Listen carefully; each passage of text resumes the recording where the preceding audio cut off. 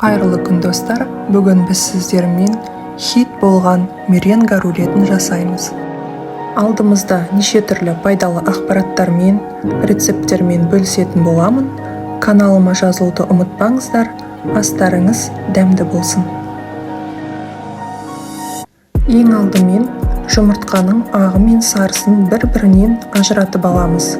Меренга жасау кезінде ыдысымыз таза, құрғақ болуы керек. Жұмыртқаның сарысы түсіп кетпеу үшін әрбір жұмыртқаны жеке-жеке жарып, одан кейін біріктіруге кеңес беремін. Шым-шым тұз қосып, миксердің баяу жылдамдығынан ақырындап көтере отырып, жұмыртқаның ағын әппақ көпіршік болғанша араластырып аламыз. Қант ұнтағын біртіндеп қосып, меренгамыз қоймалжың күйге енгенше миксердің көмегімен араластырып отырамыз.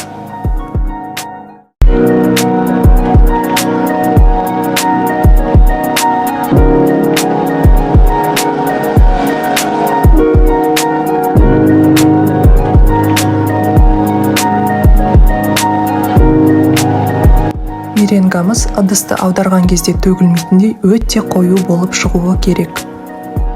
Ары қарай бізге миксердің қажеті жоқ. Бір шай қасық лимон суын құйып, жай ғана араластырып, үстінен жүгері крахмалын қосып, лопатканың көмегімен ақырын-ақырын араластырып шығамыз.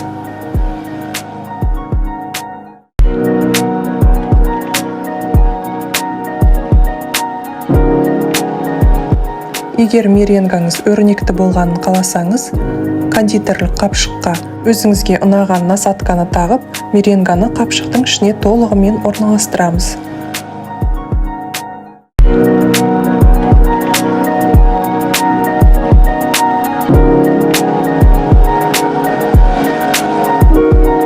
Противеннің үстіне сапасы өте жоғары пергамент қағазын жаямыз. Мен Паклан фирмасыныкін қолданамын. Меренганы противенге жай лопатканың көмегімен де жағып орналастыруға болады. Бірақ маған осындай әдемі өрнекті меренга болған өте ұнайды.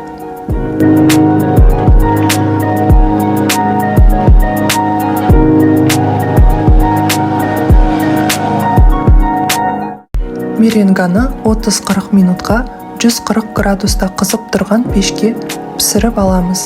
Меренгамыз қатты күйіп пісіп кететін болса, оралған кезде сынғыш болады. Сол себепті уақытын қадағалаңыздар. Меренганы ыстық күйінде пергамент қағазына немесе орамалға аударып аламыз. Оның өрнекті жағы сырт жағы болады.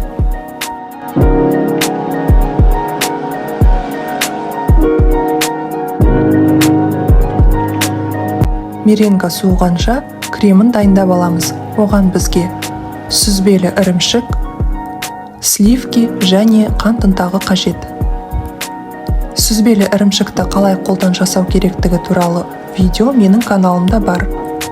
Описанияда қосымша сілтемесін қалдырамын.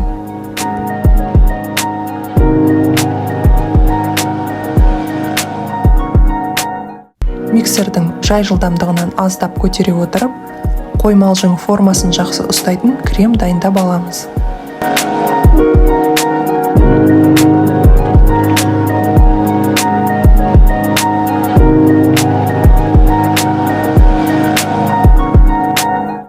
Кондитерлік қапшыққа өрнекті насатканы тағып, меренганың бетін әрлейтін кремді жеке салып аламыз.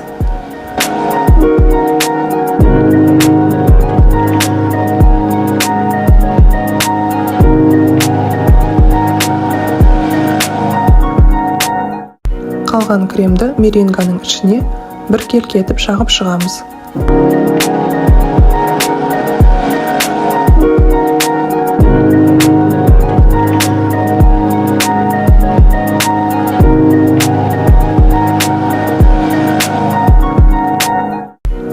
Өзіңіздің қалауыңызға қарай ортасына әртүрлі жидектер қосуға болады.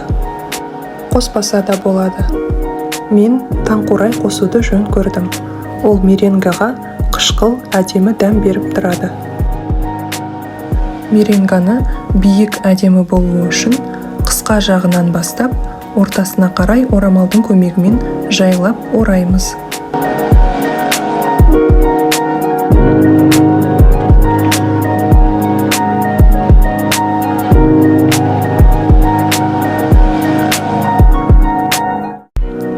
рулетіміз әдемі тегіс болып тұруы үшін меренганың екі шетінен кішкене алып тастаймыз. Өзіңіздің фантазияңызға қарай меренганың бетін креммен әртүрлі өрнектер салып, немесе жеміс-жидектермен әдемілеп әрлеуге болады.